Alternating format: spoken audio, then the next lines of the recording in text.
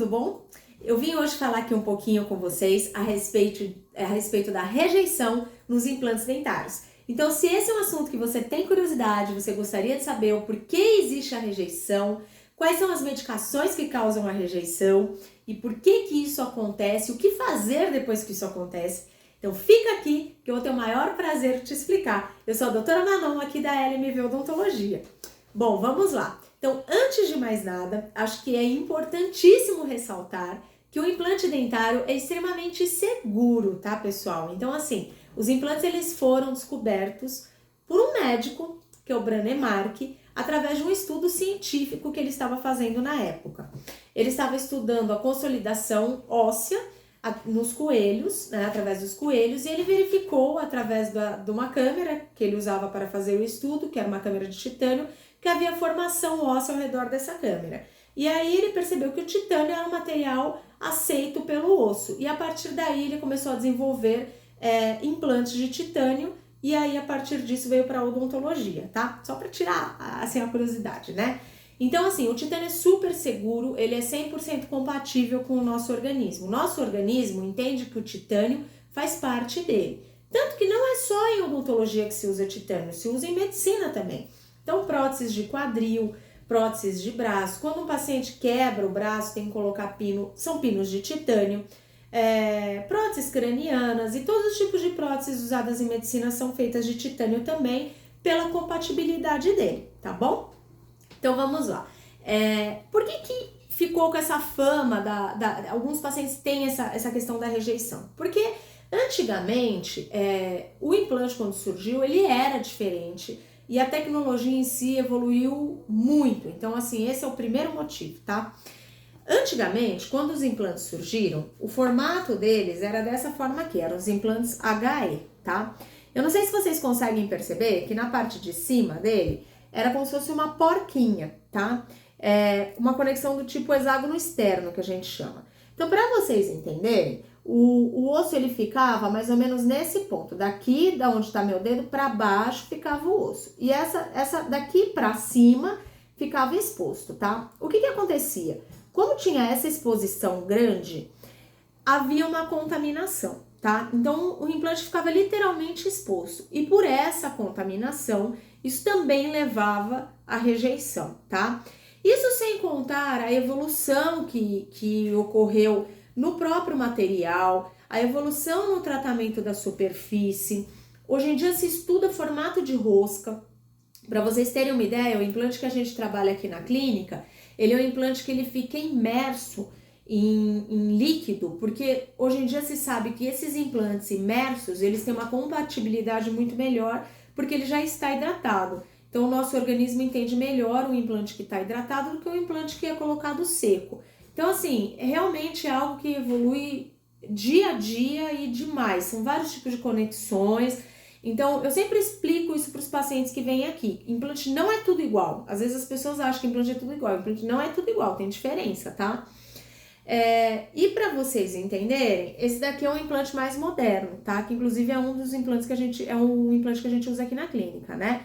Então, nesse caso, nesse implante, o osso ele fica aqui em cima, tá? Então, o implante ele fica mais enterrado no osso. E aí, o que acontece?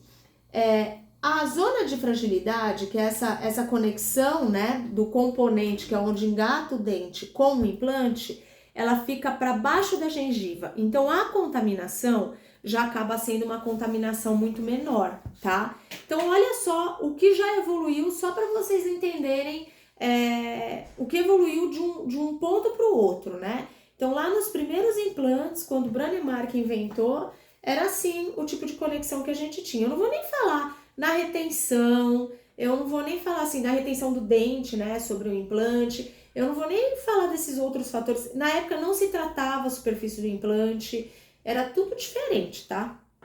E mesmo assim, até hoje a gente encontra muito desses implantes instalados em boca e osso integrados, com osso em volta deles, tá? Então, olha só como o titânio tem uma boa biocompatibilidade, uma boa compatibilidade óssea, né?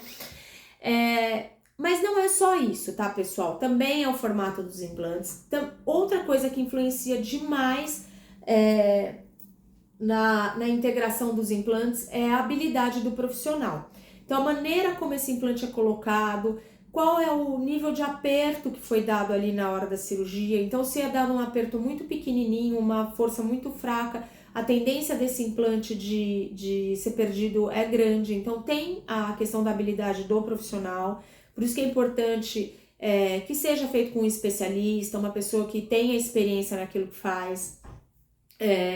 Existe também a questão de medicações, né, que o paciente use. Então, por exemplo, existem algumas medicações que são usadas para osteoporose, que também acabam prejudicando a formação óssea. Cigarro também atrapalha pela questão da fumaça vir muito quente para a boca. Então, tudo isso influencia na integração. Agora, a dúvida que já me perguntaram, se meu implante não consolidou, não se integrou, o que eu faço? Não vai dar certo de novo? Não, gente, pelo contrário, vai dar certo sim, a gente refaz, vai dar tudo certo, tá?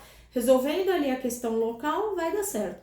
Às vezes, pode ter sido uma falha na superfície do implante, na usinagem, então por isso que é assim, os implantes que a gente trabalha, a gente tem menos de 1% de perda. Então, entre 100 implantes, perder um seria considerado pela fábrica o normal. E quando esse implante é perdido, a gente envia ele para análise, tá?